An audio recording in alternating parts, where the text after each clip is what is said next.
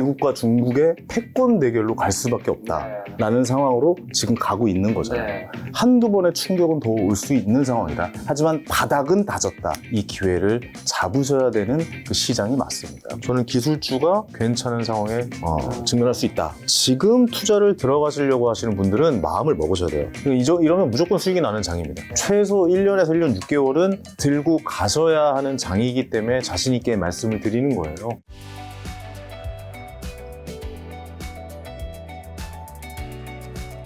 자, 대표님 요즘에 근황 어떠신지라 저는 사실 대표님 근황을 오랜만에 TV에 출연하셨더라고요. 몇 달 전에. 최근이죠. 제가 굉장히 좋아하는 프로그램이에요. 저 라디오스타 식의 토크를 진짜 좋아하거든요. 그리고 저도 제일 좋아해요. 저도 그렇게 김작가 TV 하고 싶지만 그렇게 하면 이제 진행자도 돈이 많이 들고, 왜냐면 진행자 많잖아. 패널도 많고 카메라도 많고 찍어주는 사람도 많이 필요하기 때문에 그거는 유튜브에서 하기에는 가성비가 맞지 않다. 힘들죠. 네, 그리고 진행자의 역량도 그렇고. 조용히 먹이시네요. 아닙니다. 예. 그렇죠. 요즘 라디오스타 오랜만에 예능에 네, 나왔었고. 조회수도 많이 나왔던데요. 네, 예능에 나갔는데 약간 좀 걱정을 많이 했어요. 사실 저희가 유튜브에서 이렇게 돈 이야기를 하는 것과 지상파에 나가서 돈 이야기를 하는 것은 정말 하늘과 땅 차이고, 그 전에 나갔던 이제 돌싱포맨이라는 프로그램 나가서 너무 수식어가 한쪽으로 100억. 그러니까요. 예, 내가 100억 있는 거죠? 하지 말라고 하니까 여기서도 쓰더라고요. 썸네일에 넣지 거기 말라고. 썼으니까. 네, 썸네일에 넣지 말라고 내가 얘기했었는데, 근데 이거는 뭐 이슈몰이를 위한 유튜버들의 마음은 제가 잘 이해를 하긴 합니다만, 어쨌든 그런 내용들을 지상파로 보시는 분들 불편하진 않으실까요? 그리고 현 상황이 그렇게 뭐 경제적 상황이 좋은 상황은 아니기 때문에 좀 걱정을 많이 했었는데, 오랜만에 용기 내서 집에서 누워 있는 것보다 나가서 그렇죠.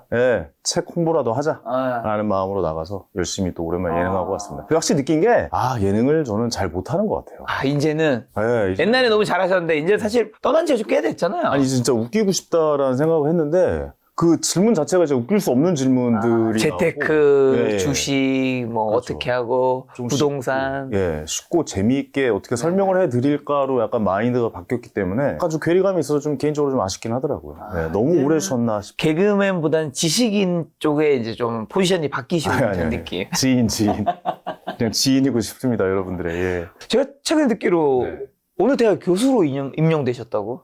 이번에 제 모교예요. 모교 어디죠? 가톨릭 관동대라고. 관동대였었는데 이름이 바뀌었더라고요. 학교에서 이제 젊은 학생들한테 경제 개념에 대해서 좀 쉽고 재밌게 설명해 주는 게 어떻게 했느냐라는 이야기를 해 주셔서 감사하게도 제 일을 수락했고 열심히 학생들에게 좀 자본주의에서 살아남는 법에 대해서 좀 가능하면 쉽고 재밌게 좀 잘 설명해 드려보자 이런 생각으로 열심히 활동하고 있습니다. 네, 저는 개그맨 황현희 대표님과 사실 이제 알게 된 지 몇 년이 좀 됐고, 그리고 사석에서도 뭐 밥이나 술도 마시고 하면서 뭐 여러모로 이제 조금씩 알게 되는 부분들이 있잖아요. 딴 건 몰라도 이제 재테크 부분에서 이 대표님이 이제 바닥은 참 기가 막히게 잘 찾는 것 같다 그런 생각이 들 때가 있어요. 그렇죠. 죽어라 그것만 보고 있으니까요. 왜냐면 바닥이 아닐 때는 정말 안 사시더라고. 관심도 없어요. 근데 이제 최근에 이제 저희가 단톡방도 있고 개인 톡도 있는데 3월 11일에 저랑 이제 다른 분 있는 단톡방에서 뭐라고 했냐면 진짜 오랜만에 잠 못 자게 만드는구만. 아마 떨어지는 장이었겠죠.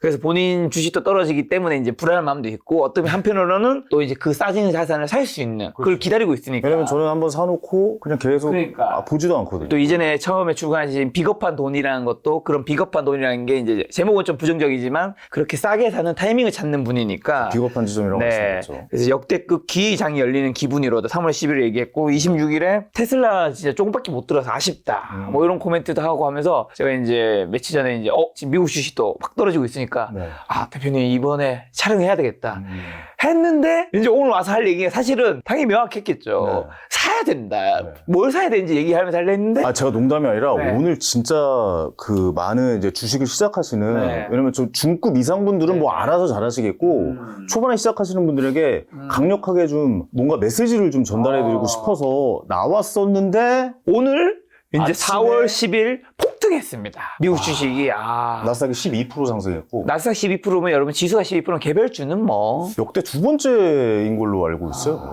그래서 이제 요 장에 대해서 일단 여쭤보려고 하는데 일단 미국 주식 한번 가볍게 점검부터 해주신다면요. 아니 뭐 여러분들 다 알고 계시다시피 뭐 게임 이론에서 뭐 치킨 게임이 벌어졌었고 뭐 관세를 정말 어마어마하게 부과하면서 그러니까요. 정말 그 양쪽에서 차가 그래 한번 밟아봐 해가지고 한번 그래 부딪혀보자. 맞아. 그래 해 나 한번 비켜! 해봐. 해봐 했는데 갑자기 한쪽에서 약간 방향을 틀어버리고 유예를. 네. 방향을 튼 이유를 네. 약간 좀 어떻게 보면은 타당성을 이제 네. 창피하면 안 되니까 그렇지. 너 졌어가 안 되려고 관세를 유예하면서 엄청나게 폭등하는 상황. 네. 그 상황을 우리가 어젯밤에 네. 어제 나스닥에서 만났었죠. 저는 깜짝 놀랐어요. 그러니까 너무나 상황은 명확했거든요. 네. 근데 이제 불안하죠, 사람들은. 불안하죠. 어떻게 보면은 야 이거 진짜 끝까지 가는 거 아니야? 끝까지 가는 거 아니야 했는데 사실 예전에도 그랬거든요. 2018년도에서 2020년도까지도 관세 때문에 우리가 한번 경험을 해봤던 것을 맞아요. 또 경험을 해봤는데 아니 그때 경험해봤는데 아니 네. 그렇게 가지는 않을 거야 라고 생각을 했잖아요. 근데 또 막상 닥치니까 무섭지. 그럴 것 같더라고요. 주식이 그렇게 폭락하는데. 그러니까요. 그러니까 그런 얘기들을 항상 하잖아요. 뭐 네. 주식 살 때 뭐 서프라임 모기지론 이후로 사면 돼. 그 다음에 뭐 코로나 이후로 사면 되지. IMF 이후로 사면 돼. 라고 얘기는 하지만 막상 또 그 상황에 닥치니까 맞아. 쉽지 않습니다. 이 주식이 이래서 어려운 거예요. 오히려 오를 때 사는 게 쉽지. 그렇죠. 떨어질 때는. 오를 때는 그냥 뇌절하면 되거든요. 그냥 따라가면 된다. 계속 오를 것이다. 라고 네. 가자를 외치지만 떨어질 때 떨어지는 칼날을 맨손으로 잡는다는 것은 이거는 영 어려운 일은 아니었다. 저 역시도 계속 지켜보고 있는 저 역시도 정말 쉬운 일은 아니었다. 네. 라고 좀 말씀드릴 수 있을 것 같습니다. 자, 그러면 이번에 이제 미국 증시가 굉장히 폭락을 했다가 굉장히 폭등을 했는 이유, 가장 큰 이유는 이제 관세 때문인 건데 그 부분이 좀 해결됐다고 보시는지. 그 플러스로 자, 그러면 이제 이 폭등한 지금 이게 잠깐의 반등일 수도 있는 거잖아요. 그 무슨 캐시라고 하죠? 데드캣 바운스. 데드캣 바운스. 갑자기 용어가 생각 안 났어. 캐시가 하나도 안 들어가는데 무슨 말이에요? 고양이. 예. 데드캣. 데드캣 바운스. 그렇지. 캣. 캐시가 하나도 안 캐시. 들어가. 캣이라고 말하는 거야. 고양이. 그렇게 또 제가 들어가네요. 어저께 너무 업무량이 많아서 지금 정신이 없었습니다. 어쨌든 예. 이게 반등을 해서 더 올라가는 건지 아니면 잠깐 이제 반등하고 다시 좀 주저앉는 건지 많은 분들 고민하실 거잖아요. 이거는 저는 좀 명확하게 말씀드릴 네. 수 있었던 부분 중에 하나가 사실 오늘 네. 출연을 안 하려고 했었던 거 아시잖아요. 네네. 그리고 다른 방송 출연은 아예 다 안 했어요. 네, 실제로 아예도 안 했고. 근데 많이 올 텐데. 제가 일주일 동안 그 장을 들여다보다 진짜 사람이 좀 이상해지는 것 같아가지고 이렇게 되더라고요. 막 진짜 빨려 저희가 들어가는. 지난주 주말에 같이 아침 마라톤을 뛰기로 했는데 아침 7시인가 6시에 김 작가 미안한데 내가 미국 증시 본다고 지금 정신이 없어서 네. 너무 밤을 샜다. 마라톤 못 뛰겠다 하더라고. 거의 7일 밤을 잔 건지 잔 시간이 그러니까 잠깐 선잠 소파에서 잠깐 잠들었다 다시 일어나서 장 보고 다시 잠들고 체결되는 소리 들으려고 이어폰을 꽂아놓고 제일 크게 해놓고 자다가 체결되는 소리 내면 깨고 막 이런 걸 계속 반복을 했었거든요. 그렇다 보니까 아무래도 좀 확실하게 좀 말씀드릴 수 있는 제가 제 책에서 말했던 비겁한 지점은 바로 이 지점이 맞습니다. 이 지점이 확실히 맞습니다. 빅스 지수가 지금 50이 넘어섰어요. 빅스 지수가 50이 넘어가는 케이스는 2008년도 서브프라임 모기지론 때 넘어갔었고요. 그 다음에 가장 근래에 넘어갔었던 건 2020년 코로나 때였던 거죠. 이때 넘어갔다면 사실 이 두 개의 이 상황은 너무나도 명확하잖아요. 이 지점엔 우리가 지금 시간이 지나서 지수를 봤을 때 느꼈던 감정은 뭡니까? 이때는 무조건 샀어야 된다라는 감정이잖아요. 그러니까 지금은 사실 무조건 샀어야 되는 이 상황도 굉장히 좀 맞아 떨어진다. 근데 이번에 엄청나게 하락하고 갑자기 급반등했다는 거에서 우리가 찾을 수 있는 거는 하나만 가져가시면 됩니다. 바닥은 다졌다. 바닥은 다졌다. 네, 바닥은 여기가 바닥이구나. 여기에서 이제 왔다 갔다 하겠고 앞으로 한두 번의 큰 하락도 있을 수가 있겠구나라고 생각을 하셔야 됩니다. 그리고 거의 마무리될 때쯤 조급하게 생각하지도 마시고 어느 정도의 횡보도 있을 거라고 생각합니다. 지금은 약간 어느 정도의 횡보의 기간이 있을 수도 있다. 지금 갑자기 방향키를 틀어서 한 놈만 죽일 거야 라고 이제 바뀌었잖아요. 중국 그래 너만 내가 가만 안 놔둘게로 바뀌고 나머지는 다 10% 관세로 바뀌었잖아요. 지금 이 상황이지만 아직 사실 해결된 건 아무것도 없습니다. 그렇죠. 본질은 변하지 않았어요. 맞잖아요. 지금 오히려 중국은 지금 뭐 100%가 넘는 관세를 때린다고. 오늘 얘기한 게 125%인가요? 이전이 104%였고 한 대씩 치고 받았잖아요. 서로 지금 계속 하고 있는 거죠. 그렇죠. 너 관세 이만큼 부과할 거야? 그럼 너도 그럼 너 이렇게 할게. 그럼 너 먹어봐. 뭐 이렇게 되는 거 아니에요. 그러니까 이런 거예요. 전교 1등이 갑자기 나타나가지고 전교에서 싸움을 제일 잘하는 애 나타나서 야, 다 눈 깔아. 이러는데 뜨고 있어. 저 밑에 일단 다 저쪽에서는 뭐 베트남 이런 쪽에서는 눈을 깔라뇨. 그냥 엎드려 뻗쳐 하겠습니다. 0%가 쎄. 엎드려 뻗치고 갑자기 저쪽에서는 안녕하세요 이스라엘입니다. 저희도 0%가 쎄. 재료로 가시는 거 어떨까요? 이거 한국 갑자기 나타나가지고 형님 저는 그냥 방위비도 좀 더 내는 게 어떨까요? 막 이런 상황에서 한 명이 중국 한 나라가 뭔데? 약간 이런 개념이 된 거예요. 그렇죠. 야, 너 눈 안 깔아? 너 나와봐. 그러면 한 대, 맞는다 이러면 때려봐. 그래서 한 대 콱 박았더니요. 그러면 갑자기 이렇게 반응이 나온 거죠. 네, 그렇죠. 이런 상황에서 갑자기 격화되고 있는 상황, 네. 나머지는 다 숨지겨서 그 상황을 보고 있는 상황. 이제 결과는 명확해졌습니다. 미국과 중국의 패권 대결로 갈 수밖에 없다라는 상황으로 지금 가고 있는 거잖아요. 이 상황이면은 한두 번의 충격은 더 올 수 있는 상황이다. 하지만 바닥은 다졌다. 이 바닥에서 우리가 이제는 어느 정도 이 떨어진 칼날을 맨손으로 잡기는 정말 우리 초보의 입장에서는 힘든 상황입니다. 하지만 지금은 떨어지면 조금씩 장기 투자를 만약에 하신다면, 그러니까 제 전제가 있어요. 단타를 치신다거나 뭐 트레이딩을 하시는 분들이 아니라 이제 미국 주식이 시작하지 얼마 안 되시고 그다음에 미국 주식에 관심은 있으나 너무 겁나서 못 하셨던 분들은 이런 역대급 기회의 장에 이 기회를 잡으셔야 되는 그 시장이 맞습니다. 그렇기 때문에 조금씩 가지고 있는 돈을 5개로 쪼개서 분할 매수 들어가게 맞습니다. 더 겁이 납니까? 더 겁이 나면 가지고 있는 돈을 10개로 쪼개서 들어가시면 됩니다. 더 겁이 납니까? 그러면 개별 종목을 하지 마시고 지수를 사시면 됩니다. QQQ라든가, QQQ도 비싸고 생각하십니까? 그럼 QQQM을 들어가시면 됩니다. QQQM이 수수료가 좀 더 싸니까. 더 겁이 납니까? 그러면 나스닥 100이 많이 빠졌으니까 스파이, S&P 500 지수를 사시면 됩니다. 요렇게 차근차근 접근하시다 보면은 1년만 이 상황에다가 어느 정도 나의 돈이 그러니까 유동적으로 돌릴 수 있는 돈을 어느 정도 투자를 해보시면 1년 뒤에는 최소한 지금 빠져있는 상황까지는 올라와 있을 수 있다라는 지점들을 한번 이 비겁한 지점들, 제가 항상 비겁한 지점이 오면은 말씀드리러 나온다고 한번 이야기를 했잖아요. 그래서 사실 오늘 굉장히 좀 세게 말씀을 드리려고 나왔는데 아쉽다고 해야 되나요? 어떻게 표현을 해야 되나요? 이게 아무래도 좀 반등해버렸으니까. 네, 반등을 어제 갑자기 나서 12%가 상승해서 약간 아침에 카톡 보냈잖아요. 그래서 야 김세타 야 오늘 내가 정말 오랜만에 김 작가 TV 조회수 올려주려고 정말 좀 이런 시장에는 초보분들은 이렇게 접근하셔야 된다라고 말씀드리고 오늘 같은 날이 참 촬영하기 좀 애매한 게 이미 할 메시지는 바닥 찍었다. 사야 된다 이건데 이제 이미 올랐잖아요. 그럼 당연히 댓글에 저희는 이미 처음부터 이거 커뮤니케이션 다 했기 때문에 알지만 어떤 메시지를 할지 이미 올랐다. 너 또 뒷북 치네. 그러니까요. 그게 좀 아쉬워요. 사실 이렇게 상황이 없었을 때 이미 이제 이야기를 했던 부분들이 나왔으면 더 좋겠는데 이미 좀 시간이 지났기 때문에 근데 반드시 말씀드려야 될 부분들은 한두 번의 기회는 더 있다라고 말씀드리고 싶어요. 특히 이번에 약간 좀 저런 부분들을 건드렸어요. 이번에 마지막에 한 대씩 치다가 야 눈 깔아 안 깔래? 죽을래? 아니요 안 죽을 건데요? 막 이렇게 되다가 마지막에 한 대 치려고 들어갔더니 갑자기 얘도 같이 주먹을 뻗은 거죠. 근데 중국의 주먹은 뭐였냐면 사실 명확하진 않습니다만 이럴 것이다라고 대충의 짐작은 간다라는 건 채권이에요. 채권. 미국 채권을 중국이 거의 전 세계, 그러니까 다른 나라의 미국 채권 중에서 한 10% 정도는 들고 있잖아요. 근데 갑자기 채권 매물이 엄청나게 늘어나면서 10년물 채권 금리가 엄청나게 상승을 한 거죠. 4.5%를 그냥 훌쩍 넘어가 버리는 4.6인가까지 가는 걸로 알고 있거든요. 그러니까 거기에서 약간 미국이 잠깐만, 얘도 나 때릴 수 있겠네라고 해서 갑자기 이 중국을 제외한 다른 나라들은 10% 관세를 끝내겠다라고 해서 어느 정도 일단락이 된 상태가 됐잖아요. 그러니까 여기가 킥입니다. 중국이 이제 한 대 때릴 수 있을 정도의 힘의 크기를 키운 것은 아닌가.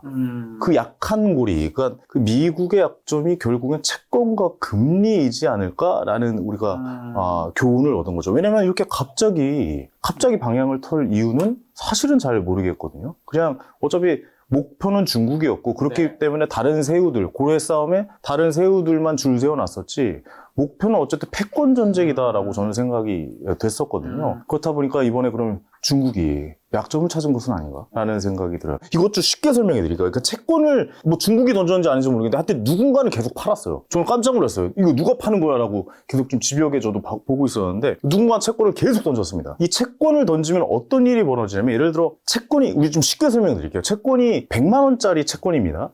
100만 원짜리 채권을 여러분 100만 원짜리 채권을 사면 5만 원 이자로 드릴게요. 막 이렇게 표현을 하는 거예요.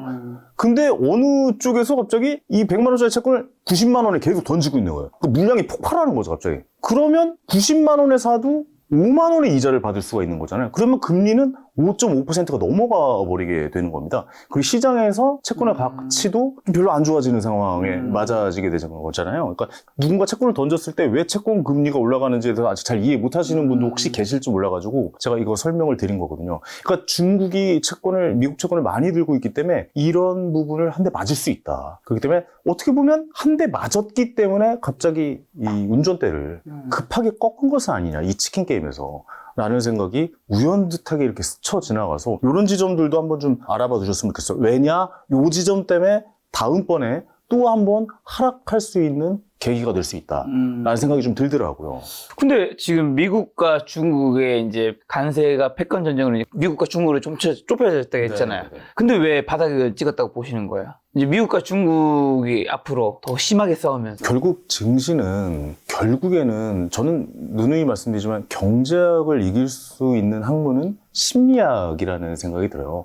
사실 지금보다 코로나 때가 더 심리적으로 안 좋았고 서브프라임 모기지론 때가 더 심리가 안 좋았었던 거거든요. 그렇죠. 왜냐하면 대책이 없어요. 대책이 없습니다. 예를 들어서 코로나 때 어떻게 하면 셧다운하고 갑자기 바이러스가 돈다고 하고 자, 전 세계 다 문 닫아 샷다 내려. 지금 뭐 이제 경제활동 다 정지, 밖에 나가지 못하고 우리 계속 마스크 기억나시죠? 마스크도 못 구해서 난리 나고 약국에 줄 서 있고 이런 식이 답이 안 보입니다. 그러니까 어떻게 보니까 계속 떨어질 수밖에 없다라는 거죠. 그 정도의 공포가 왔고 그 전에 서프라임 모기지는 어떻게 해요? 처음으로 금융의 위기를 맞은 겁니다. 금융위기. 갑자기 무슨 뭐 때문에 부도가 나가지고 세계 뭐 몇 위 안에 몇 손가락 안에 드는 회사가 갑자기 날아가기 시작하고 연쇄적으로 뭐 부도 얘기가 나오고 엄청난 막 사람들이 뭐 일자리를 잃고 난리가 나는 그 상황.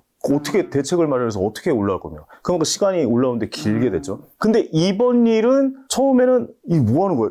에이, 야 이거 하나보다.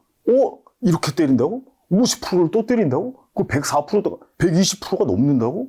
이런 상황에서 갑자기 이제 결론이 났잖아요. 결론 두 사람밖에 낼 수가 없었어요. 이 결론은.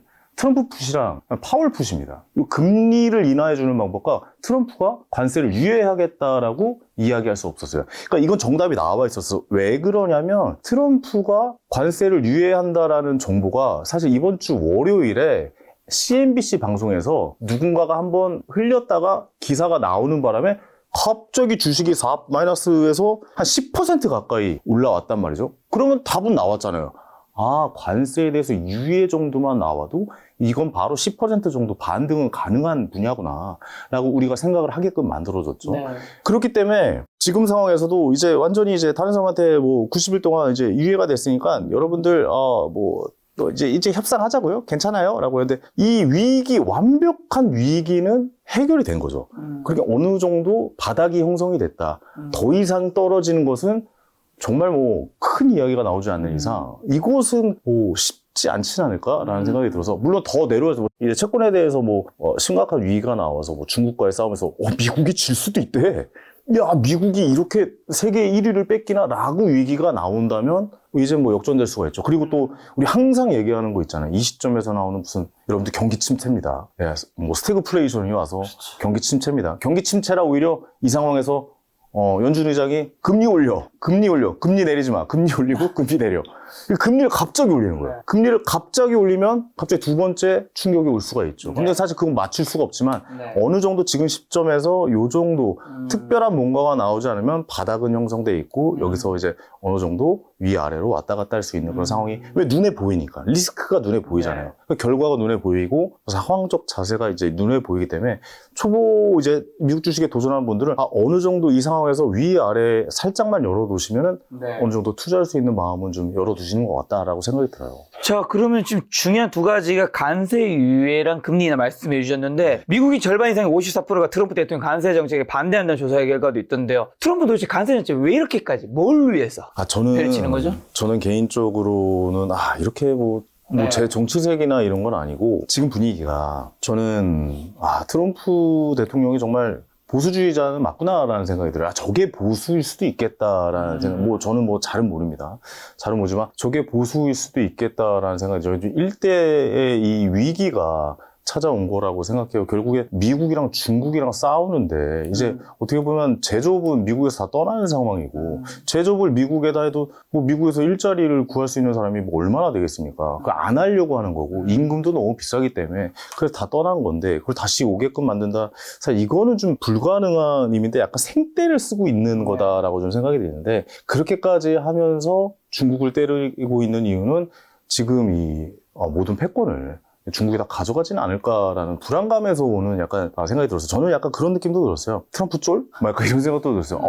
쫄하네. 아니, 마지막에 이건 핸들 꺾은 거는 맞거든요. 그러니까 이렇게 미치광이 전략을 계속 사용한다라는 것은 상대방에게 나 정말 미쳤다라는 걸 보여주는 건데 그러면 사실 짖는 개는 물진 않거든요.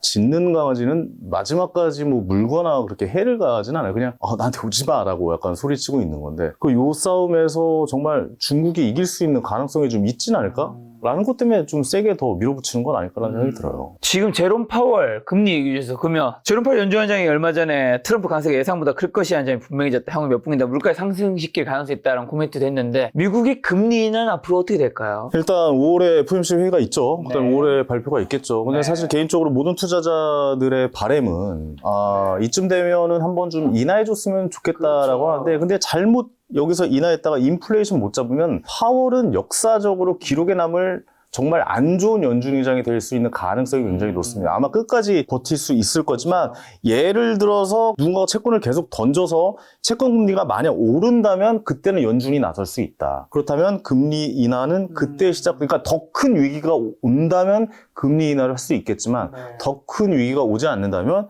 금리 인하는 아마 5월에는 없고 6월 당분간은 없지. 그러니까 연말로 이제 정해져 있잖아요. 몇 번 하겠다라고 이미 정해져 있는 상황이니까 그 상황을 따라갈 수밖에 없다라고 좀 생각이 듭니다. 근데 이번에 떨어질 때 특히 빅테크가 굉장히 많이 떨어졌었고 굉장히 또 많이 반등했잖아요. 왜 빅테크가 그렇게 변동성이 컸던 거예요? 그럼 너무나도 당연한 게 사실 지난번에 고평가라고 이야기를 계속해서 누군가 했잖아요. 그게 바로 제가 제일 존경하는 제가 사랑하는 형님인 우리 워런 버핏 형님이 그러면서 유일하게 지금 수익을 내고 계신 분이잖아요. 다 정리를 하면서 현금을 만들어 두고 지금 너무 고평가다. 버핏 지수라는 게 있잖아요. 근데 버핏 지수라는 게 저도 개인적으로 나스닥에는 어울리지 않고 테슬라나 엔비디아 이런 주식에는 어울리지 않는 지수다라고 생각은 하긴 하지만 어쨌든 애플을 다 정리했었고 현금화 시켜놨던 상황에서 AI의 고평가 논란이 끊임없이 일어나게 했었어요. 그리고 사실 많이 올랐어요. 많이 오르기도 했었고 그만큼 오른 만큼 그러니까 어디가 제일 많이 올랐어요? 나스닥이 제일 많이 올랐잖아요. 그렇죠. 그럼 어디부터 많이 빠지겠어요? 나스닥이 빠지겠죠. 언제까지 오를 겁니까? 어느 정도 조정이 가야 리셋이 한번 돼야 된다고 하잖아요. 제가 그래서 김 작가님한테도 카톡 보냈을 때 그렇게 얘기했잖아요. 웰컴 투 두의 재분배 월드다. 그런 이야기도 했듯이 너무나도 탐욕스럽게 여기서 렛츠고 가자라고 외치는 것은 아무래도 좀 위험한 상황에 노출시킬 수 있었던 상황이었다라는 거죠. 그렇기 때문에 많이 올랐기 때문에 많이 떨어졌다. 그때 지금 많이 떨어질수록 또 반등세도 있을 수 있다. 결국에 주식을 끌어가는 것은 저는 빅테크라고 생각을 하기 때문에 여러분도 다 잘 알고 있는 엔비디아나 AI 쪽에서 테슬라 이제 자율주행을 앞두고 있는 테슬라든가 이런 주식이 아무래도 이런 상황들을 이끌어갈 수밖에 없는 상황이다. 많이 오를 수 있다. 많이 또 이번에 떨어졌으니까 많이 오를 수 있다. 지난번에 너무 많이 올랐으니까 이번에 더 많이 떨어졌다. 너무 당연한 이야기라고 좀 생각해요. 많은 분들이 얘기하시는 AI 버블이 터진다라는 입장에는 공감하지는 않으시겠네요. 저는 AI는 많이 올랐기 때문에 떨어진 거지 이게 버블이 끝나는 것까지는 아니다. 이게 사실 버블 논란 저는 주식 투자를 이런 비겁한 지점들 누가 봐도 이렇게 떨어지고 있는 지금 이 상황에만 주식 투자를 하는 사람이고 평상시에는 주식을 그냥 이렇게 가고 있구나 라고 기사를 보거나 어느 정도의 이제 지수를 보거나 이런 정도까지 하고 있는데 계속 들여다보거나 그러진 않습니다. 하지만 중요한 건 뭐냐고 생각하냐면 지금 AI는 시작도 안 했어요. 사실 뭐가 시작됐습니까? 그냥 지금 반도체 팔고 있잖아요. 엔비디아에서 고성능 AI 반도체 칩을 팔고 있잖아요. 이건 뭐예요? 기초공사하고 있는 거잖아요. 그렇죠. 이제 판을 까는 거예요. 그렇죠. 이 칩을 어디 회사에서 많이 사고 어느 회사에서 이런 걸 많이 사고 AI를 하려고 하는지만 엿볼 수 있는, 지금은 수익 날 수 있는 게 거의 엔비디아랑 메타밖에 없어요. 메타는 이제 광고 돌리니까. 메타는 실제로 AI로 광고 돌리잖아요. 그래서 저도 열받게도 하고 막 그랬잖아요. 뭐 사칭 광고 뭐 AI로 하니까 뭐 사람이 걸러낼 수 없으니까 그런 사칭 광고가 나오고 막 이렇기 때문에 그런 광고 수익으로 낼 수 있는 이제 수익들, 그러니까 AI로 수익을 낼 수 있는 부분들이 어떻게 보면, 그러니까 뭐 매출이 어마어마하게 잡히진 않고 이제 매출이 어마어마하게 잡히는 회사는 엔비디아랑 메타밖에 없다, 현실적으로 지금. 그러면 이게 버블이라면 옛날에 막 야후닷컴 생길 때 잘했어 라이코스 뭐부터 시작해서 엠파스 뭐 네오 드림이즈부터 시작해가지고 아이러브 스쿨 뭐 이런 거 있잖아요. 뭐 세이클로 뭐 이렇게 닷컴이 굉장히 막 활기치고 있을 때 막 너도나도 닷컴만 붙이면 뭐 새로운 기술부터 시작해가지고 뭐 공짜로 무료로 전화를 할 수 있대.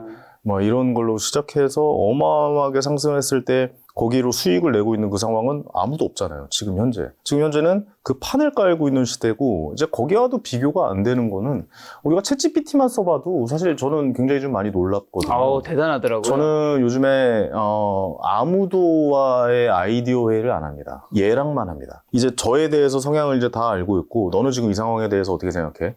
뭐 이런 거 있잖아요. 야, 지금 정고점 대비 몇 퍼센트 하락한 거야? 뭐 여태까지 몇 퍼센트 하락한 거에 대해서 딥 리서치 한번 돌려봐 해가지고 막 이렇게 해가지고 나온 결과들, 역대 그 지난 2018년도부터 2020년까지 지금 정고점에서 떨어지고 난 다음에 그 뒤에 회복한 시기는 어떻게 돼? 뭐 이런 거를 지속적으로 저는 활용을 하고 있거든요. 그냥 이렇게 이제 이런 것들이 이제 시작되고 있는 상황, 이 상황이 저는 거품이라고 보지 않습니다. 거품은 아직 시작도 안 했고, 어느 정도 너무 시작하기 전에 어느 정도만 이렇게 좀 갔었어야 되는데, 너무 AI 쪽만 크게 부각이 되다 보니까 많이 올랐기 때문에 많이 떨어진 것이다. 거품이라고 생각하지 않아요. 저는 가장 주식시장에서 용 같은 게 뭐냐면, 그러니까 보이지 않는 실체가 뭐냐면, 뭐만 얘기했다면 경기 침체다, 뭐만 얘기했다면 버블이다. 저는 이 말은 부동산 쪽에서는 서울 아파트 폭락합니다 라고 이야기하는 것 같다라고 생각이 들어요. 그럼 올해 미국 주식 피크아웃 경기 침체 얘기하신 분도 있는데 그렇게 생각 안 하시는군요? 그거 생각하면 투자 못합니다. 경기 침체 생각하면 지금 다 팔아서, 그리고 지금 이번 관세 게임에서 중국이 이긴다라고 생각하는 분들도 다 팔아서 중국 주식 사시면 되고, 그분들은 기다렸다가 인버스 하시면 돼요. 그럼 맞잖아요. 경기 침체고 뭐 그런 이야기들 항상 근데 있을 수 있죠. 있을 수 있는데, 경기 침체 뭐만 나왔다면 경기 침체. 작년에 기억나십니까? 작년에도 제가 사실 저는 한 6개월마다 한 번씩 나오는데, 경기 침체 얘기를 안 그래도 그때도 묻더라고요. 이게 뭐 최고의 화두니까. 경기 침체 될 거 아니라서, 경기 침체는 그렇게 경기 침체도 언론에서 떠들어서 드디어 경기 침체가 왔습니다, 이렇게 오지는 않잖아요. 코로나 때 기억나십니까? 코로나 때도 경기 침체 온다고 그랬어요. 기억나시죠? 코로나 때도 경기 침체 온다고 해서 금리를 급하게 내려가지고 그때 유동성을 확보하고 뭐 이런 시장들을 우리가 봤잖아요. 경기 침체가 온다면 미국이 가만히 있을까요? 파월 연준 의장이 가만히 있을까요? 그렇죠? 저는 가만히 있지 않을 거라고 생각해요. 이렇게 그냥 까발려진 위기는 진정한 위기가 아니다, 이렇게 생각지도 못한 코로나 바이러스가 온다든가, 관세를 저렇게 때린다고? 뭐 이런 위기들이 와야 이것이야말로 진짜 폭락의 시작이지, 자꾸 뜬구름 잡는 거는 저는 투자자로서 별로 좋아하지 않습니다. 경기 침체가 온대요. 올 수도 있대. 몇 퍼센트래. 서울의 아파트 부동산 언젠가 폭락이 될 거야, 이렇게 저는 인디언 기우제를 지내고 싶지는 않습니다. 확실히 눈에 보이고. 그렇게 하면 투자 못하죠. 구더기 무서워서 장을 어떻게 담습니까? 자, 그러면 이번 조정장 때 대표님은 뭐 어느 정도나 샀는지, 뭐 그걸 말할 수 없다면 어쨌든 어떤 주식을 샀는지. 저는 뭐 이전부터 저번에 나와서 그 얘기 했었잖아요. 작년 10월인가요? 11월인가? 아마 그렇지 않나요? 테슬라 얘기하지 않았나요? 테슬라 얘기했잖아요. 그게 이제 폭등하기 전에, 트럼프가 당선되기 전에 말씀하셨죠. 제가 평당가 150달러에 이제 들어가서. 맞아요, 맞습니다. 지금 테슬라 보셔야 된다라고 좀 이야기를 하고 나서 488달러까지 갔었고. 그때 파셨나요? 안 팔았죠. 아쉽지 않나요? 다른 게 아쉽죠. 더 못 사서 아쉬웠다죠. 너무 빨리 급행열차를 타고 버스 출발해가지고, 원래 뭐 저희끼리 하는 얘기긴 하지만 수량이 깡패거든요. 들고 가는 게 실력이고. 그렇다 보니까 더 수량을 담았어야 되는데 못 담은 거죠. 이번 기회가 또 좋은 기회가 왔잖아요. 그럴 때 수량을 조금씩 늘려가는 늘렸다라기보다도 완벽하게 늘리지 못했어요. 그러니까 조금씩. 사실 저는 이때는 사실 QQQ를 하는 게 맞다라고 생각해요. 안전하게 안전하게 이때는 또 그 많은 방송을 보실 이제 주식을 시작하는 분들이 계세요. 물론 고수들, 뭐 투자 고수분들도 계시겠지만 그런 분들은 뭐 절대 제 말을 뭐 들으시지 않으셔도 되고 저보다 훨씬 더 대단하신 분들이니까 초보분들은 이럴 때는 QQQ로 시작을 해보시는 게 좋은 방법이다라고 생각해서 저도 이번에 QQQ를 좀 매수를 했던 그런 시간이었습니다. QQQ랑 테슬라만 샀나요? 테슬라 조금 나머지 뭐 빅테크, 메타, 뭐 구글, 애플, MS, 아마존, 엔비디아도 있잖아요. 6개. 그건 옛날부터 안 샀어요, 걔네들. 엔비디아는 한번 정리를 예전에 뭐 했었고. 자, 그러면 테슬라, 뭐 QQQ는 왜 산지 알 것 같고, 테슬라 여전히 왜요? 이번에도 보세요. 뭐 많이 이제 하락이 됐죠. 진짜 많이 빠졌잖아요. 약간 좀 비호감 주식이 됐죠. 정치적으로 약간 좀. 트럼프 당선되기 전에 오르면 다 빠진 것 같아요. 다 빠졌어요. 다 빠졌어요. 이게 뭐 코스닥도 아니고. 재밌는 주식이에요. 저는 그래서 너무 좀, 와, 진짜 세상을 바꿀 수 있는 주식이구나. 내가 세상에서 한 번도 못 본 주식 차트를 보여주니. 막 이런 생각을 들게끔 해주는 주식이 테슬라인데 엄청나게 많이 상승을 했다가 또 엄청나게 많이 하락을 했었죠. 무슨 뭐 방화 사건도 벌어지고 막 테러 사건도 벌어지고. 그러니까 도질이 이제 거의 마무리가 됐고 지금 전 세계에서 약간 좀 정치적인 멘트 저는 그건 잘못했다고 봐요. 정치적인 멘트는 기업인은 사실 하면 안 된다. 기업인과 연예인은 웬만하면 안 하는 게 맞다라고 생각이 드는데 너무 뭐 이제 오해받을 만한 행동, 이 인사하는 거, 손으로 인사하는 거 있잖아요. 오해받을 인사도 했었고, 그런 행동을 안 했었고, 더 주의를 기울였어야 되는데, 독일의 어떤 뭐 정당과 혹시 상대방을 오해할 수 있을 만한 그런 인터뷰도 했었고, 그리고 이제 도지에서의 일, 뭐 저는 그건 일 자체는 잘못됐다라고 보지는 않습니다. 진짜 150세가 넘는 분들이 그렇게 나라의 돈을, 미국의 돈을 그렇게 갉아먹고 있다면, 그건 정당하게 쳐내야 된다라고 저는 생각을 하기 때문에 도지에서의 일은 정치적인 걸 떠나서 잘못됐다라고 보지는 않죠.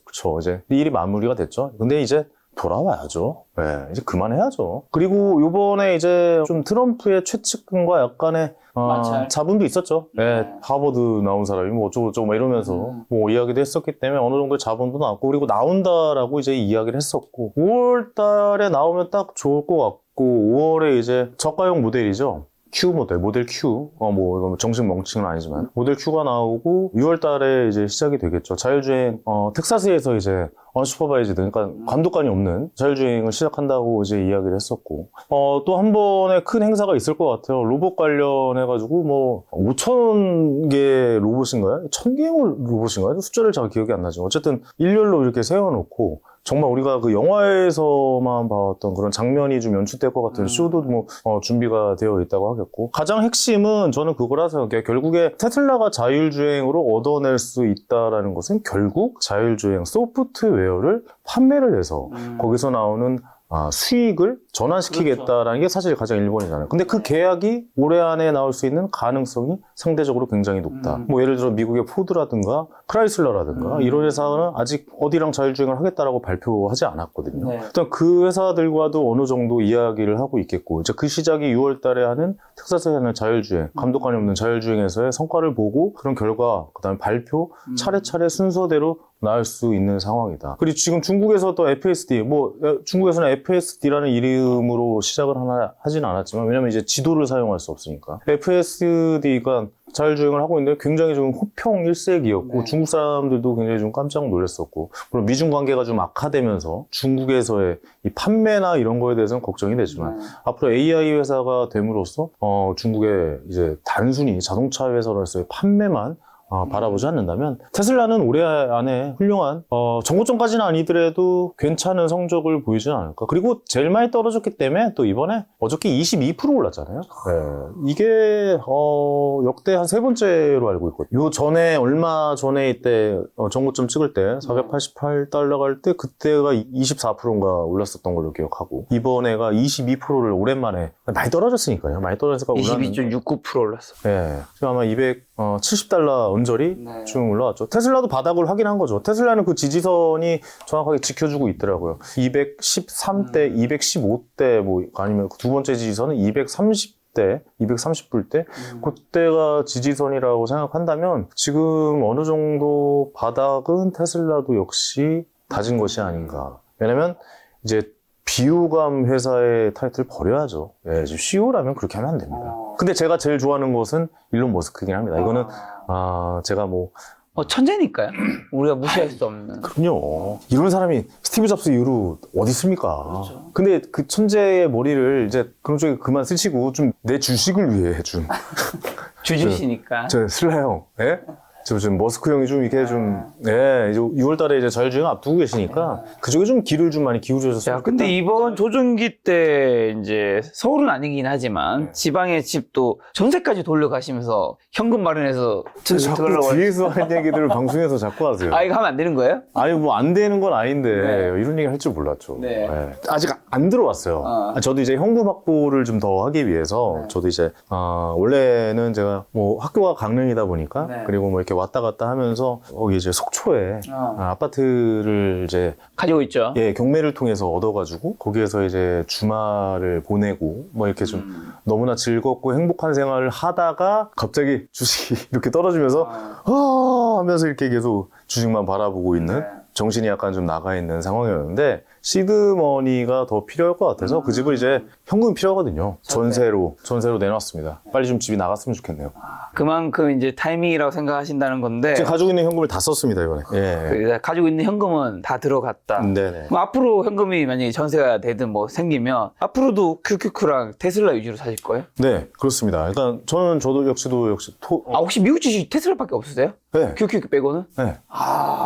저는 그냥 테슬라만 가지고 있어요. 테슬라라는 회사를 예전부터 제가 많이 좋아했었고 기본적으로 테슬라가 제시하는 미래에 대해서 너무나도 확고한 생각을 가지고 있기 때문에 뭐 미래가 어떻게 될지 모르겠어요. 뭐 그건 뭐 우리가 맞출 수 있는 영역은 아니잖아요. 네. 그렇기 때문에 이번에는 테슬라를 좀 더 사고 싶다는 생각보다는 지수에 투자를 하는 게, 그러니까 여러분들 이겁니다. 제가 뭐 지수에 투자를 해서 뭐 정보 좀 왔으니까 다시 팔아야지 이게 아니라 지금 투자를 들어가시려고 하시는 분들은 마음을 먹으셔야 돼요. 최소 1년. 이러면 무조건 수익이 나는 장입니다. 최소 1년에서 1년 6개월은 들고 가셔야 하는 장이기 때문에 자신 있게 말씀을 드리는 거예요. 예, 그다음에 뭐 나머지 이 금액들은 어느 정도 QQQ에다가만 좀 많이 자금이 확보가 된다면 예, 라는 생각입니다. 왜 개별주 다른 게 아니라 QQQ를 하시는 거예요? 단순합니다. 나스닥이 많이 빠졌으니까요. 아무래도 S&P 500 지금 뭐 경기 방어주가 담겨져 있는 스파이나 뭐 VO나 이런 ETF, 그러니까 S&P 500 지수보다도 나스닥은 100이고 또 S&P 500은 500, 이제 종목이 500까지잖아요. 그럼 좀 더 좁힐 필요가 있다. 그러니까 그렇다고 해서 제가 뭐 3배 뭐 이런 건 절대 안 하거든요. 예, 2배, 3배 이런 건 절대 안 하기 때문에 어느 정도 지수가 하락된 것을 그 이상을 갈 수 있는 것은 안전하게 갈 수 있는 것은 무엇인가라는 생각에, 근데 QQ 이번에 봐도 안전한 것 같진 않다는 생각도 들고 12%가 막 왔다 갔다 하긴 하니까 그런 생각도 들고. 그럼 올해 남은 이제 4월에서 12월에 유망 섹터라든가 미국 주식 뭘 사야 하냐고 여쭤보면 지수를 사세요. QQQ. 네. QQQ만 있는 건 아니잖아요. SPI도 있죠. 네. 그건 이제 S&P 500이요. 그렇죠. 스파이지. 네. 이건 좀 나스닥을 위주로 하시는 게 맞다는 생각. 그러니까 이 기간이 이렇게 치킨 게임이 끝나고 미중의 이 패권 경쟁이 끝나고 마무리가 잘 서로 한 발짝 빼서 서로 부딪히지 않게 어긋나서 이 게임 이론에 나오는 치킨 게임이 끝난다면은 저는 아무래도 기술주가 지금 중국을 압도하는 것은 또 미국의 기술주잖아요. 중국이 좀 많이 따라오고 있는 상황에서 저는 기술주가 충분히 괜찮은 상황에 직면할 수 있다. 뭐 이렇게 좀 말씀드릴 수 있습니다. AI 테마가 끝나지 않았다고 보시는 거네요. 계속 간다. 시작도 안 했어요. 왜 끝났습니까? 뭐가 끝났어요? AI는 실체가 없다라는 겁니까? 아니 근데 이제 AI는 계속 가겠죠. 많은 분들이 생각하시는 게 AI는 계속 가겠죠. 챗GPT도 너무 발전했고 우리도 막 너무 잘 쓰고 있지만 AI는 이제 현실이에요. 주가는 이제 미리 많은 것들을 어느 정도까지 선반영했느냐의 그 문제잖아요. 네네. 네. 이제 좀 약간 정상으로 온 느낌이긴 해요. 그러니까 그동안 많이 올랐기 때문에 어느 정도 조정은 가능하지만 그 조정의 틀보다 훨씬 많이 빠졌잖아요. 그러니까 이건 뭐냐면 10%를 빠지는 장은 1, 2년에 한 번 옵니다. 30% 이상 빠지는 주는 한 5년 만에 한 번씩 옵니다. 그 50% 이상 빠지는 것은 30년 만에 한 번 온다라고 뭐 통계가 나와 있으니까요. 그러면 지금 거의 5년 만에 한 번 오는 장이 왔다라는 거죠. 이런 시장에서는 뭐 AI든 무슨 뭐 자동차든 무슨 뭐 유통이든 많이 빠질 수밖에 없는 시장이기 때문에 더 올랐던 주식이 더 빠질 수밖에 없었다라고 좀 말씀드리고 AI 싶어요. 다음 테마는 아니면 AI만큼은 좀 오를 수 있는 테마는 다 AI와 엮여 있는 테마입니다. 옛날 바이오를 좋게 보신다 얘기하셨던 것 같은데 한번 코멘트로. 약간 좀 이른 것 같아요. 지금 상황. 아직은 좀 이르다. 네, 지금은 약간 좀 위험 부담이 있고 지금은 오히려 바이오를 하기에는 좀 이제 그때 바이오를 말씀드렸던 이유 중에 하나는 AI 테마가 좀 더 괜찮아지거나 더 발전했을 때 우리 샴페인 이렇게 있으면은 샴페인이 위에서 이렇게 따르면은 결국 그 물이 흐르다가 샴페인이 흐르다가 밑에까지 꽉 차게 되는 거잖아요. 그 낙수 효과들이 있어야 되는데 지금은 샴페인을 따랐던 것을 와장창 깨버리고 다시 컵을 쌓고 있는 그런 시기다 보니까 다시 샴페인을 따라야 돼요. 다시 샴페인을 따라야 되는데 여기까지 밑에까지 올라면은 아무래도 좀 시간이 오래 걸리기 때문에 지금은 여러분들 컵을 다시 쌓아야 되는 시기입니다. 컵을 다시 쌓으려면 어떻게 해야 된다? 지수에 투자하시면 됩니다. 이거는 장담 드릴 수 있어요. 이거는 지수에 투자하셔서 1년 이상 묵혀두시면 무조건 은행에 넣는 것보다 낫습니다. 지금은 그렇습니다. 무조건. 이번에 이제 서학개미 분들 보면 테슬라도 많이 가지고 있지만 엔비디아도 많이 가지고 있잖아요. 엔비디아 이번에 많이 사실 가지고 이번에 이 사태 있기 전에는 네네. 딥시크 때문에 좀 떨어질 때도 엔비디아 사신 분들도 많았는데 엔비디아도 이번 148달러인가 150까지 갔다가 80까지 갔다가 또 반등하고 있는 건데 엔비디아는 좀 어떻게? 저 기억나실지 모르겠지만 제 김작가 TV에서 사실 뭐 저는 그런 걸 잘 안 하거든요. 일단 남들에게 뭐 종목을 이야기한다거나 그럴 자격도 되지 제가 웬만한 확신이 들지 않으면 그런 얘기는 뭐 사석에서는 좀 하는데 잘 말씀드리지도 않고 경고망동하는 것 같기도 하고 제가 그럴 주제가 되지도 않다라고 생각하는데 딱 두 종목만 말씀드렸던 걸로 기억을 하거든요.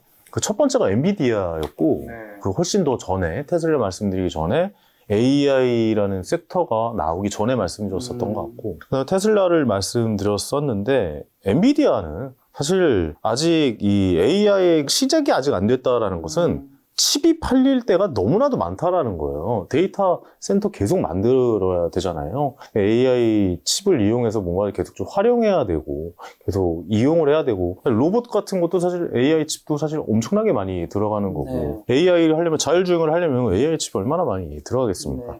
자율주행 관련해서 엔비디아랑 하겠다라는 회사들도 많이 나오고 있고 뭐 로봇 쪽에도 진출한다는 이야기가 나오고 계속 그 파일을 넓혀가겠죠. 그러니까 엔비디아보다도 테슬라를 선택했던 이유는 엔비디아는 많이 올랐었다.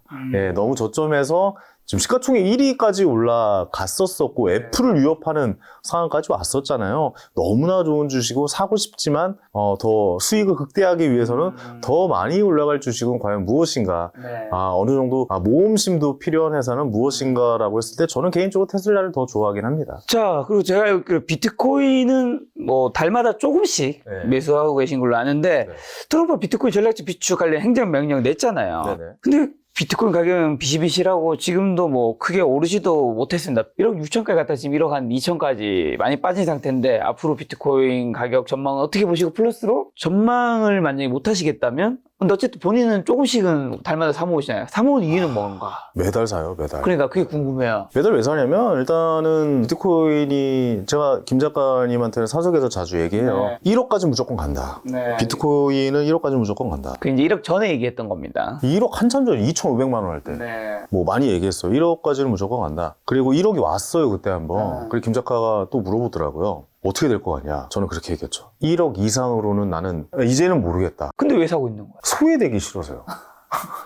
이게 무슨 말이냐면 1억보다 훨씬 더 많이 오를 수도 있을 가능성은 있죠. 떨어질 수도 있고 뭐. 이 비트코인이 종이 쪼가리가 될 수 있는 가능성이 있거든요. 근데 제가 비트코인을 사모으는 것은 한 달에 쓰는 돈에 정말 있어도 되는 돈, 없어도 되는 돈이에요. 어떻게 보면 친구들이랑 삼겹살 몇 번 안 먹으면 되는 돈 은행에 넣어놓느니 차라리 비트코인 그러니까 분산시켜 놓으면 좋잖아요. 자산의 일부분을 매달 30일 날 황연히 펀드를 만들어서 비트코인의 날로 해가지고 매달 30일마다 산단 말이죠. 그렇게 한다라는 건 뭐냐면 자산의 일부분을 혹시라도 모를 가능성에 있어서 해놓는 거죠. 왜냐? 그거 가봐요. 미쳐요. 알죠? 나만 저거 못 샀어. 와, 내가 저거 살려고 그랬잖아. 야, 내가 저 서울 아파트 살려고 그랬잖아. 내가 테슬라 살려고 했잖아. 내가 그때 살려고 했었잖아. 코로나 이후로 살려고 했었잖아. 이번에 관세랑 싸우고 나서 살려고 했었잖아. 이런 말 계속 나온단 말이죠.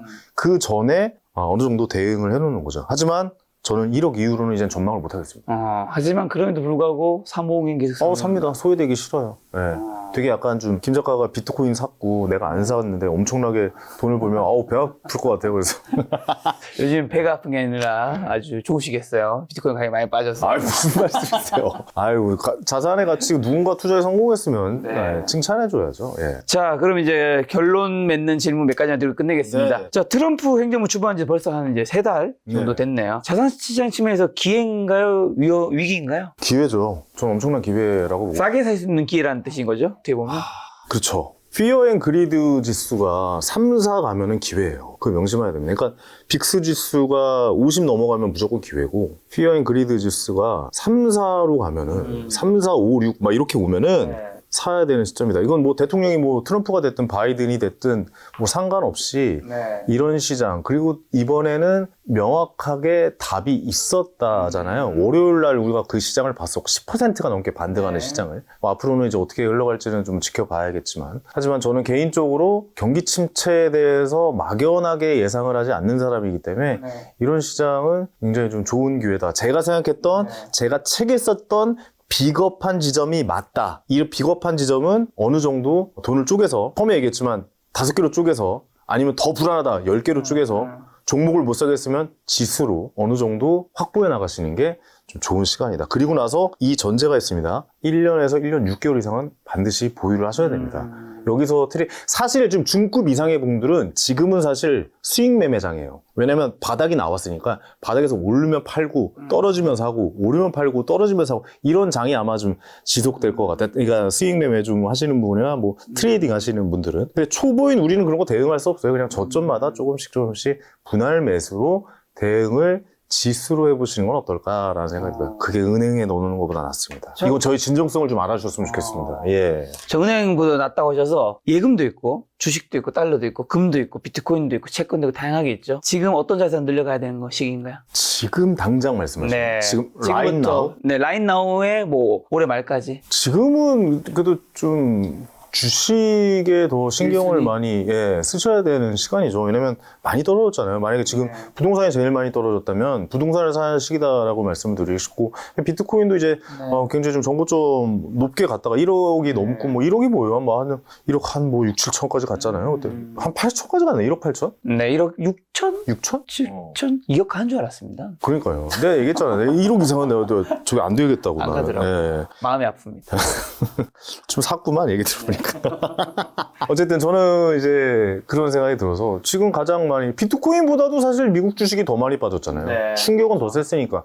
오히려 경제 위기가 오면 비트코인은 아주 어떻게 보면 좀 조금 반등해요. 왜냐면 비트코인이 생긴 게 서브프라임 모기지론 때문에 생겼잖아요. 탈중앙화로 된 코인이다 보니까. 그러면 지금 가장 많이 하락한 나스닥, 미국 주식 중에서도, 그 중에서도 경기 방어주가 아닌 나스닥 기술주에 투자를 하시는 게, 도전을 해보시는 게, 그러니까 용기가 안 날 거예요. 이거 용기 안 나요. 이 시기에 저는 일단 나스닥을 산다라는 게 마지막이고, 뭐 그런 분들이 있어요. 이런 시장에 오면은 그때 사면 되는데, 그거 막 확 빠졌을 때 사면 되는 건데, 1997년도에 IMF 이후에 그 압구정동 현대 사고, 서프라임 모기지론 이후로 사고, 막 이런 얘기 하시는 분들 많잖아요. 근데 막상 닥쳐보시니까 여러분들 어떠십니까? 이걸 한번 여쭤보고 싶어요. 이거 못 사거든요. 이 주식이, 그래서 그 뭐 주식 뭐 코로나 때 잘 사가지고 운으로 뭐 이런 얘기 많이 하신단 말이죠. 이거는 운이 될 수가 없습니다. 이게 운인지 아닌지 계속 봐야 되는, 계속 시장을 들여다보고 공부하고 이룰 수 있는 가능성에 용기를 내어보는 시간. 저는 지금이 그 시간이진 않나? 제가 말하는 비겁한 지점이진 않나? 길목을 지키는 투자? 그 시작점은 지금은 아닌가라는 거에 대해서 한번 좀 말씀을 드려보고 싶었습니다. 사실 되게 세게 얘기 드리려고 했었어요. 어제 12% 안 올랐으면.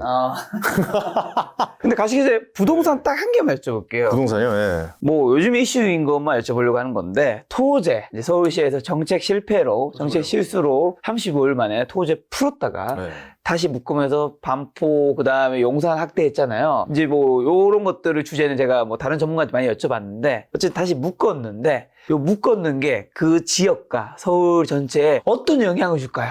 일단 거래는 많이 줄어들겠죠. 거래 줄어들었죠, 근데 일단. 지금 실거주 하시는 분들은 지금, 저는 사실 실제로 이제 용산에 부동산이 있잖아요. 그리고 성동에 있단 말이죠. 기분이 좋진 않으시겠어요. 묶였으니까. 아니, 그렇게 생각하면 안 되죠. 그럼 성동은 풍속효과를 누릴 수가 있잖아요. 마포 성동은. 그렇죠, 그렇죠. 네, 마포 성동 실제로 저쪽 노량진 쪽이나 동작에는 문의가 많아요.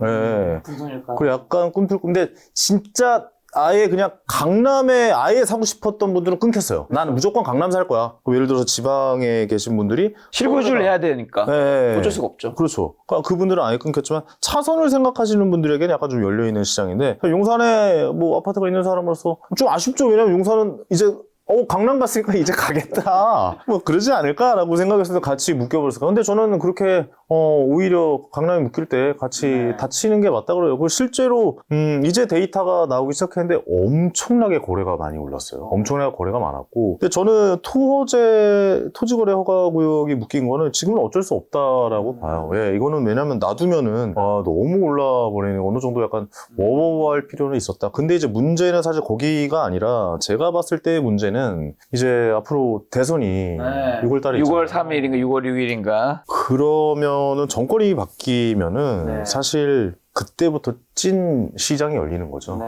사실 어느 정권에서 잡으면은 부동산이 굉장히 오를 수 있는 가능성이 높다라는 뭐 속설처럼 나오는 이야기들이 있어요. 사실 그렇기 때문에 그 전에 미리 움직이는 수요가 강남이나 용산이나 마포나 성동 쪽에 간 것일 수도 있거든요. 왜냐면 미리 잡아서 때마침 토지거래 허가까지 풀어줬네 라고 움직였던 수요가 있을 수 있거든요. 그래서 그 지점들은 조심해봐야 된다라고 생각해요. 근데 저는 이렇게 막 급등하는 거는 바라진 않는 사람이에요. 폭락이에요. 이런 것도 저는 별로 안 좋아하고 부동산도 현실에 맞게 대응을 하는 것이고. 혹시 토지거래 허가구에 묶인 이제 지역들이 집값이 앞으로 많이 떨어질 수 있을까요? 근데 실거래를 하시는 분들에게는 아직도 저한테도 문의가 많이 들어와요. 네, 저한테도 뭐 혹시 뭐 심지어 어떻게 그러니까 집을 가지고 있는 사람으로서 부동산 시장이 좀 화랑이구나라고 언제 느끼냐면요. 집을 팔 생각도 없는데 부동산에서 전화가 옵니다.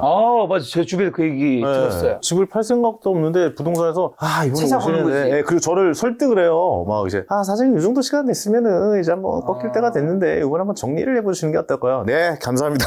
저도 끊이게 하거든요. 그러니까 이게 뭐냐면 팔 마음도 없는데 나한테 팔겠다, 팔지 않겠냐라고 매수세가 하는 많았다는 것은 거지. 그만큼 근데 이게 얼마 전에 얘기해요. 근데 그러니까 그 토지 거래 다시 허가구에 묶이기 전에. 아니 묶이고 난 이후에. 묶이난 이유에도. 그러니까 계속 관심은 끊어지지 않았다라는 게 느껴지거든요. 근데 그분이 이제 실거주 하실 분이었겠죠. 실거주 할 생각으로 뭐 이렇게 하신 거니까. 그렇다 보니까 그런 관심들은 굉장히 살아있다. 그리고 이렇게 뭔가 엄청 뜨거울 때 약간 누르잖아요. 그러면 냄비를 갑자기 라면 끓이다가 이 거품이 막 올라올 때 냄비 갑자기 닿잖아요. 그럼 끓여 넘치려고 부글부글 합니다. 차라리 열어놓고 그냥 있는 게 알아서 이제 넘치지 않는데 갑자기 나 뚜껑 닫아놓으면은 이 뚜껑 때문에 오히려 결국엔 다시 안에 있는 게 튀어나와요. 또 나중에 오를 수 있다. 그래서 저는 부동산 정책은 누르는 것만이 능사는 아니다라고 하는데 그 6개월 뒤에 정말 토지거래 허가를 풀지 안 풀지는 한번 정권이 바뀌고 나서 어떤 이야기들이 나올지. 근데 지금 많은 대선 후보 분들께서 이전에 나오는 방송에서는 부동산 문제 많이 건들지 않겠다 이렇게 말씀들은 해주셨는데 그거는 언제든지 뒤바꿀 수 있는 이야기들이기 때문에 부동산 정책 어떤 정책들을 이번 대선에서 내는지 그게 또 체크 포인트죠. 그게 또 재밌을 거예요. 어떤 획기적인 부동산 정책들을 낼까? 이런 지점들을 한번 총 검토해 보시면서 부동산 시장에 가늠해 보시는 것도 좋을 것 같습니다. 그리고 저는 주식을 왜 하냐고 물어본다면 저는 부동산 하기 위해서 주식하는 사람이기 때문에. 부동산 자산이 훨씬 많으시죠? 부동산이, 그러니까 이번 장에 벌어서 또 부동산을 할 생각이다라고 좀 말씀드리고 싶고, 제일 안전한 자산이고, 많은 분들이 한번 그런 쪽으로도, 도전해 보셨으면 좋겠다라는 생각 드립니다. 자, 마지막으로 오늘 남은 이제 4월에서 12월 주식 투자 포인트에 눈여겨봐야 될 변수 찝어주시면서 개인 투자자분들 어떤 전략을 좀 시장에 대응해야 할까요? 지금 이 시장은, 사실 말만 바꿔주면 되는 시장이라고 생각합니다. 그러니까 대통령의 말만 바꿔도 12%가 뛰는 시장. 그만큼 변동성이 높다라고 생각하겠지만 그만큼 어떻게 보면 리스크는 없는 시장이다. 왜냐? 그 사람의 마음만 바꾸면 되잖아요. 그리고 우리가 이 경험을 언제 했다? 2018년도부터 2020년에 한 번 했다. 그리고 그때 어떻게 결론이 났다? 중국도 핸들을 꺾었고 미국도 핸들을 꺾었습니다. 그럼 결론은 이미 나와 있잖아요. 저는 그렇게 봅니다. 끝까지 가지는 않을 겁니다. 이 치킨 게임 끝까지 가서 부딪히면은 어떻게 되겠습니까? 둘 다 죽을 거란 말이죠. 둘 다 죽을 일은 분명히 없기 때문에 시간을 갖고 잘 들여다본다면 우리 많은 초보 투자자분들, 뭐 청년분들도 아마 이번에 많이 지켜보시는 걸로 알거든요. 근데 또 아직까지도 지금 이게 이렇게 돌아가는지조차도 모르고 그냥 네이버 뉴스 한 줄로 보시는 분들도 계신데 이런 기간에 관심을 갖고 와 내가 이런 하락장도 경험해봤구나. 이거 엄청난 공부가 되거든요. 그러니까 저도 이렇게 자신 있게 뭐 김 작가한테 카톡을 하잖아요. 네. 야 지금 이제 역사적으로 부의 재분배가 일어날 수도 있는 시기야. 뭐 이런 거. 야 지금 정신 바짝 차리자. 뭐 약간 이런 카톡을 보낸 이유는 코로나장을 한번 겪어보고 피부로 느꼈기 때문에 엄청나게 공부가 됐었습니다. 그렇기 때문에 더 용기가 나왔고 옛날에는 뭐 밤잠 안 자고 막 팔 묶고 막 동네 뛰어다니고 난리도 아니었어요. 예. 사지마 뭐 이런 거 있잖아요. 이런 것도 많이 했었는데 이번에 뭐 자연스럽게 그냥 이번에는 일주일 동안 계속 보다 보니까 뭐 정신없다 약간 뭐 이 정도만 됐지. 그렇다 보니까 많은 공부가 됐습니다. 이번에 정말 공부할 수 있는 좋은 기회입니다. 이 공부는 성과를 내면은 엄청나게 큰 공부가 됩니다. 그렇죠. 조금이나마 성과를 한번 내보시는 시간 가져보셨으면 좋겠습니다. 알겠습니다. 대표님 말씀대로 지나보면 이번이 바닥이었기를. 그렇죠. 항상 그래왔습니다. 예. 진심으로 바랍니다. 또 다음번에 대표님의 좋은 이야기 한번 들어볼 시간 가져보도록 하겠습니다. 오늘 만난 손님은 개그맨 황인희 대표님이었습니다. 지금까지 여러분 소중한 시간 함께해 주셔서 정말 감사합니다. 고맙습니다. 오늘도 김 작가였습니다. 고생 많으셨습니다. 감사합니다.